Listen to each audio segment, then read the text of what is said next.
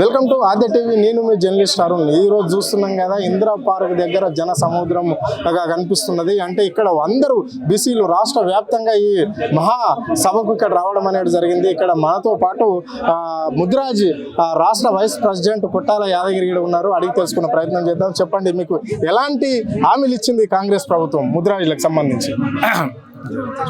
ఈరోజు ఈ సభకు రానికి కారణం బీసీ డిక్లరేషన్లు మరి ఆయన కామారెడ్డిలో పోటీ చేసినప్పుడు ఆ రోజు పిసిసి అధ్యక్షులు ఇప్పటి మన రాష్ట్ర ముఖ్యమంత్రి వర్యులు గౌరవనీయులు రేవంత్ రెడ్డి గారు ఆ రోజు బీసీ డిక్లరేషన్ అని చెప్పేసి ఈ రోజు కర్ణాటక ముఖ్యమంత్రి సిద్దిరామయ్య గారిని పక్కన పెట్టుకొని బీసీ డిక్లరేషన్ అని చెప్పేసి బీసీలకు 42% రిజర్వేషన్ ఇస్తానని చెప్పేసి 23 నుండి 42% మార్చుకుంటూ 6 మాసాల్లో 42% రిజర్వేషన్ ఇచ్చుకుంటే స్థానిక సంస్థల ఎలక్షన్లకు పోతానని చెప్పడం జరిగింది.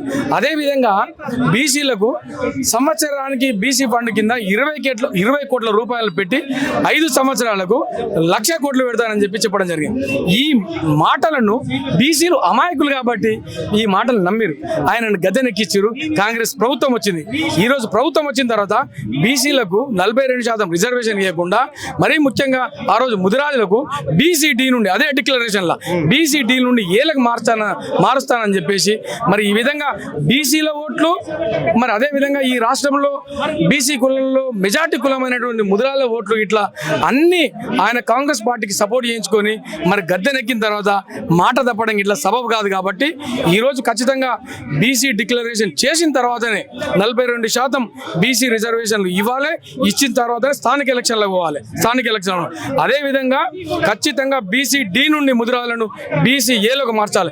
ఈరోజు మీ అందరికీ తెలుసు, యావత్ తెలంగాణ ప్రజలందరూ తెలుసు, బీసీ కులంలో నిజంగా బిలో పావర్టీ దారిద్ర్య రేఖకు దిగ ఉన్న కులం ఏదైనా ఉన్నది అంటే బీసీ కులాలలో ఖచ్చితంగా ముదిరాజులు అని చెప్పేసి ప్రతి ఒక్క తెలంగాణ ప్రజలకు ప్రతి ఒక్కరు తెలుసు కాబట్టి ఖచ్చితంగా బీసీ డిక్లరేషన్ చేయాలని ఒక డిమాండ్ తోని కవితక్క గారి నాయకత్వంలో ఈరోజు ఇక్కడ సావిత్రిబాయి పూలే మన తల్లి, చదువుల తల్లి, బీసీ తల్లి అయినటువంటి సావిత్రిబాయి పూలే గారి 194వ జయంతిని పురస్కరించుకొని ఇక్కడ బీసీ మహాసభ జరుగుతుంది. కాబట్టి యావత్ తెలంగాణ నుండి ముదిరాజులు ఈరోజు పెద్ద సంఖ్యన ఇక్కడ హాజరై మా గలాన్ని, మా కోరికను, మా చిరకాల కోరిక ఏదైతే ఉందో బీసీ-డి నుండి ఏ కావాలని చెప్పేసి అదే విధంగా బీసీలకు ఇట్లా 42% రిజర్వేషన్ ఇవ్వాలని చెప్పేసి నా ద్వారా మా ముదిరాజుల కోరికను ఈరోజు నేను గలం విప్పి చెప్పడం జరిగింది. ఇప్పటి వరకు బీసీ రిజర్వేషన్ కాలేదు ఈ రాష్ట్రంలో, స్పష్టంగా అర్థమైపోయింది. అంటే బీసీ ఓట్లతోనే అధికారంలోకి వచ్చిన ముఖ్యమంత్రి బీసీలకు ఇస్తున్న హామీలన్నీ ఏ ఒక్కటన్నా నెరవేర్చిండా? ఇప్పటి వరకు ఒక 42% పక్కకు పెడితే ఇంకా మిగతా హామీలు కూడా ఇచ్చిండు కదా. సబ్బండ కులాలకు సబ్బండ హామీలు ఇచ్చిండు, సబ్బండ వర్గాలకు కూడా కొన్ని హామీలు ఇచ్చిండు. అవన్నీ ఏ ఒక్క హామీ అన్నా బీసీలకు నెరవేరిందా? అందులో మీ ముదిరాజులకు ఇచ్చిన హామీ కూడా నెరవేర్చిందా అని అడుగుతున్నారు. చెప్పండి. ఖచ్చితంగా నెరవేర్చలేదు. నిజంగా నమ్మించి ముదిరాజులను, బీసీలను నమ్మించి గద్దెనెక్కి ఎక్కినటువంటి రేవంత్ రెడ్డి గారు ఒక విషయాన్ని గుర్తు, బీసీ సంక్షేమ శాఖను పెట్టి దాని కింద ఫండ్ పెడతాను ఇలా చెప్పిండు. అలాంటి సంక్షేమ శాఖ లేదు, ఫండ్ లేదు. అందులో ఈరోజు ముదిరాజులు పెద్ద సంఖ్యలో ఈరోజు ఈ రాష్ట్రంలో బీసీ కులంలో ముదిరాజులు పెద్ద సంఖ్య, కానీ ఒక్క మంత్రి లేడు. ఒక్క మంత్రి అని ఏడా? నిజంగా ఇంత అన్యాయమా? మరి మంత్రి ఇవ్వచ్చు కదా మాకు ఒక ముదిరాజులకు. నిజంగా మా రిప్రజెంటేషన్ ఉంటుంది కదా. నిజంగా ఏదో అంటుంటారు చూడు, ఏదో వడ్డించే వాళ్ళు మనోళ్ళు అయితే వెనక బందిలో కొన్న బొక్క దొరుకుతుందని. ఇక లడ్డు ఎందుకు కలుగుతాం మనం తెలంగాణలో కాబట్టి బొక్క దొరుకుతున్నారు. మాకు వడ్డించేవాడు లేడు, మాకు బొక్క లేదు, లాస్ట్ ముక్క లేదు, ఏది లేని ఈ బీసీలు ఈరోజు ఆయన మాటలు నమ్మి మోసపోయి ఆయనకు సపోర్ట్ చేసి ఇలా గద్దెనెక్కించారు. మా నెత్తి మీద తాండవం ఆడుతున్నారు. ఓకే, ఎమ్మెల్యే ఎంపీ స్థానాలలో బీసీలకు అన్యాయం జరిగింది అని చెప్పేసి రాష్ట్ర వ్యాప్తంగా రాష్ట్ర ప్రజలకు యావత్ తెలుసు. సో మినిమం మరి కార్పొరేషన్ పదవులన్నా బీసీలకు తగిన న్యాయం జరిగిందా ఈ రాష్ట్ర ప్రభుత్వం? అది జరగలేదు కాబట్టే ఇవాళ కొట్లాడడానికి వచ్చినాం. ఖచ్చితంగా మనం ఎన్ని రోజులు ఆశించినా కానీ మనకు లాభం లేదు. ఆశించే స్థాయి నుండి బీసీలు అంతా శాసించే స్థాయికి రావాలనే గలంతోనే ఇలాంటి సభలు ఈరోజు ట్రయల్ మాత్రమే, అసలు సినిమా ముందటుంటాయి.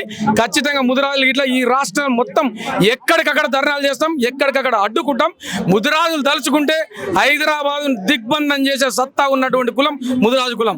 నిజంగా మేము తలుచుకున్నట్టయితే అసెంబ్లీని ఇట్లా ముట్టడిస్తాం. మా కోరిక ఏదైతే వారు చెప్పిరో బీసీడీ నుండి ఏ మారుస్తా అని చెప్పిరో అది వచ్చేంత వరకు ఖచ్చితంగా కొట్లాడి తీరుతాం. ఓకే రైట్, ఇది పరిస్థితి. చూసావు కదా రేవంత్ రెడ్డి, ఇది బీసీల ఐక్యత అంటే ఇట్లా ఉంటుంది అని చెప్పేసి ముద్రాజులు ఒకటే చెప్తున్నారు నీకు. ఇక్కడ 42% ఒక పక్కకు పెడితే మా రిజర్వేషన్ సంగతి ఏమైంది, మాకు డీల నుంచి ఏలకు కలుపుతున్నారు. నువ్వే చెప్పావు కదా, మేము అడిగామా, మీకు అడగలేదు కదా, నువ్వే చెప్పావు. అదే వరకు వదలము, నీ అసెంబ్లీని ముట్టడి చేస్తాము, అవసరమైతే నువ్వు ఉండే సెక్రటరియట్ ముట్టడి చేస్తాం, మా ముద్రాయిల సత్తా చూస్తావు. నువ్వు ముందు ముందు ఇది ఇప్పుడే ప్రారంభమైంది, ముందు ముందు ఇంకో రకంగా ఉంటది. నువ్వు ఎక్కడ ఈ రాష్ట్రంలో బీసీలను కాదని తిరగవు, అందులో మా ముద్రాజుల పాత్ర ఘనంగా ఉంటుంది అని చెప్పేసి వాళ్ళు నీకు ఈ సభ నుంచి హెచ్చరించడం అనేది జరిగింది. కెమెరా పర్సన్ ప్రవీణ్తో అరుణ్, ఆద్య టీవీ, హైదరాబాద్.